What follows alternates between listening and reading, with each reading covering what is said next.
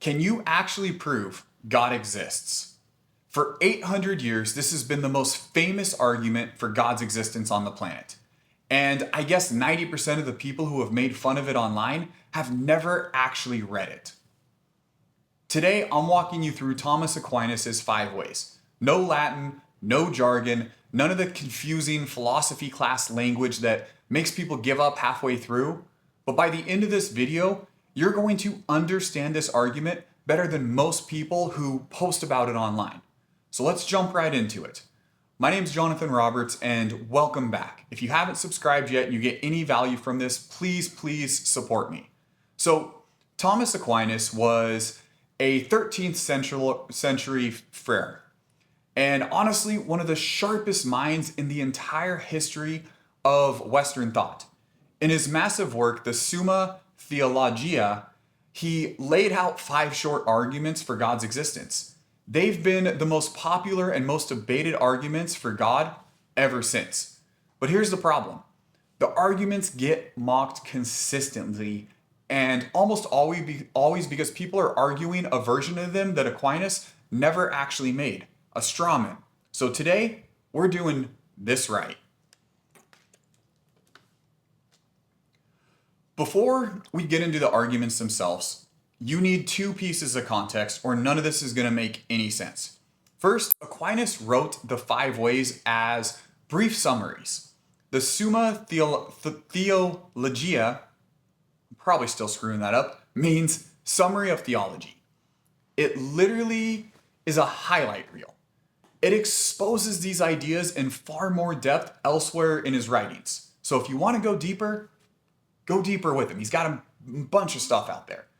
But when someone reads the 5 ways in isolation and says, that's it? That's the whole argument? No, that's the trailer, not the entire movie. Second, Aquinas uses words in ways that don't match how we use them today. The biggest one, motion. So when you hear motion, you think of movement through space. That is not what he means. He means change in any form. Wood turning hot, water turning to ice, anything shifting from one state to another. So keep those 2 things in mind and the rest of this is going to click. Here's something almost nobody points out. 4 of the 5 ways actually share the exact same skeleton.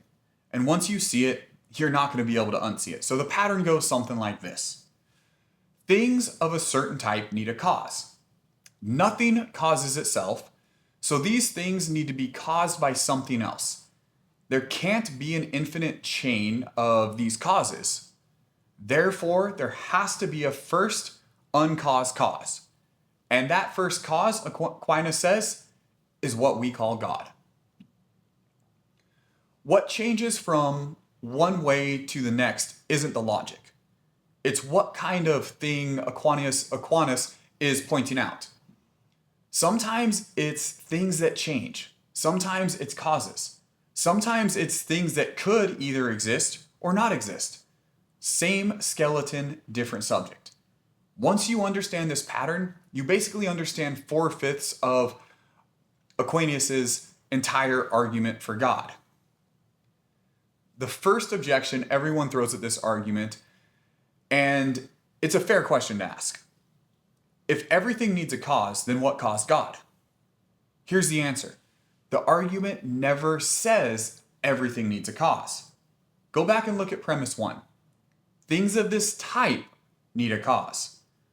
Aquinas is only talking about specific categories of things. Things that change. Things that are caused.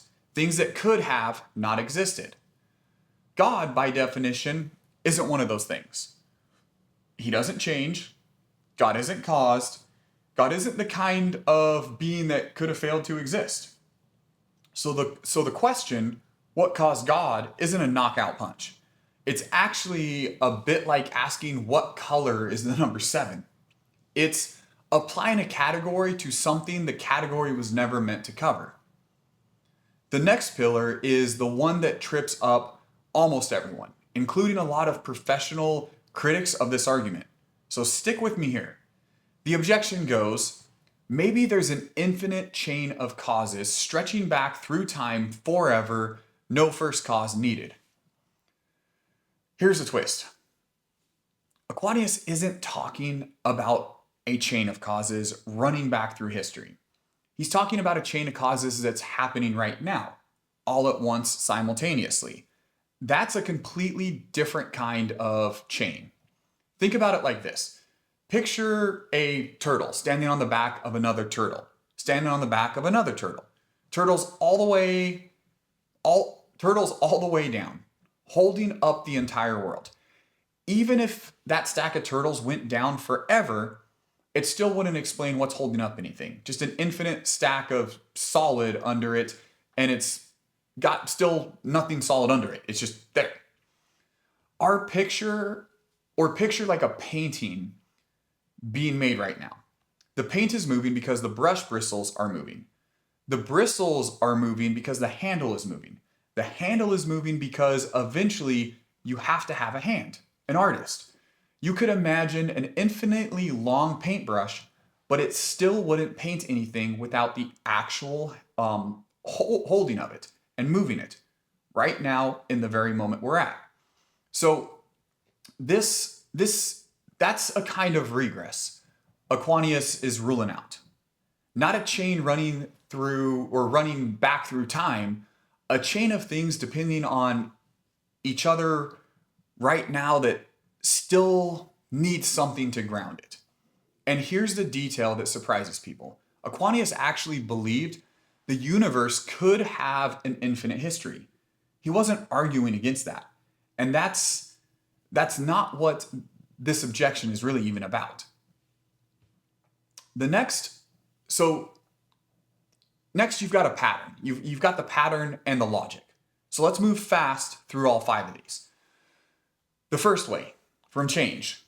Things around us are changing constantly, but something changing needs something else to cause that change. Since there can't be an endless chain of current causes, there has to be an unchanging changer behind it all. Aquinas calls that God. Then the second way, from cause. Every effect we see has a cause behind it right now. Since that chain can't regress forever, there has to be an uncaused cause grounding it. Again, God. Third, the possibility and necessity. You and I don't have to exist. We're possible beings. Things that could be different, that could not exist at all. But possible beings need something to explain they exist right now instead of not existing. That points to a necessary being. Something that doesn't just happen to exist, but has to exist. God. Then the fourth way, from degrees of perfection. We judge things as more or less true, more or less good, more or less notable. But comparisons like that only make sense if there's a maximum standard we're measuring it against. Aquinas says that maximum, the source of all truth, goodness, and nobility, is God. Then let's move on to the fifth. That's from governance. Things in nature consistently act toward ends, even without a mind of their own, like an arrow flying toward a target. Except nature does this without an archer visibly guiding it. Aquinas says that points to an intelligent governor behind nature itself. And this one's important. It means we're not just talking about a force, we're talking about a mind. So here's the honest part. And I think it's the most important thing in this whole video. These arguments do not prove the God of the Bible. They don't prove the Trinity. They don't prove the resurrection of Jesus. They were never meant to. What they show is that there's something, one thing at the base of reality that you can meaningfully call God. Something unchanging, uncaused, necessary, the standard of goodness, and intelligent. That's a starting point. not the whole building. Aquinas himself knew that. After laying out the 5 ways, he spent hundreds of more pages building on that foundation, article by article, working toward a fuller Christian understanding of who God is. So if someone tells you the 5 ways don't point or prove Christianity, they're absolutely right. And that's fine, because they were never trying to. If this finally made the 5 ways make a little bit more sense to you, do me a favor and hit that subscribe button and drop a like. If you're new here, please support it. It helps get this in front of the next person who's tired of watching this argument get strawmanned online. Next time, we're going to be building on this with another classic argument, the Kalam argument. The case that the universe itself had a beginning and what that means for who caused it. So until then, I appreciate you watching.